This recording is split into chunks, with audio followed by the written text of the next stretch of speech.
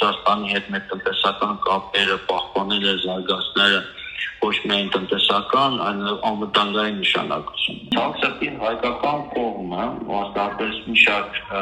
իշխանական շրջանակներ դա լավ չեն հասկանում եւ փորձում են այն ավելի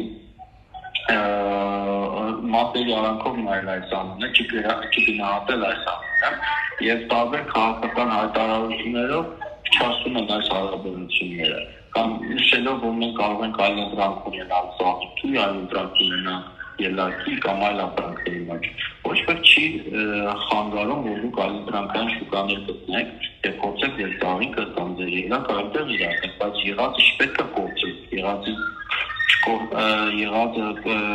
պահելով փորձեք գտնեք այլ շուկաներ, խնդիրը այստեղ է կան։ Ռուսական կողմի վերջին օրերի կամ վերջին շաբաթի ընթացքում այս կոշտ արձագանքը հիմնականում ըստ պայմանավորված է երկաթուղով եւ ոչ այսպես Հայաստանի եւ մեր անդամակցության ցանկությամբ, քանի որ այդ օրենքը անցած տարի էր ընդունվել եւ նախնի տարուց ավելի այդ օրենքը կա եւ ըստ էության եկնի դրա կարող ենք ասել, որ այդ օրենքը որևէ հենարան չունի ոչ Հայաստանում, ոչ ԵՄ-ում։ Եվ սա է կարծում այն հիմնական ազդակը, որին փորձում է հակառակվել ռուսական կողմը եւ վերջի շրջանի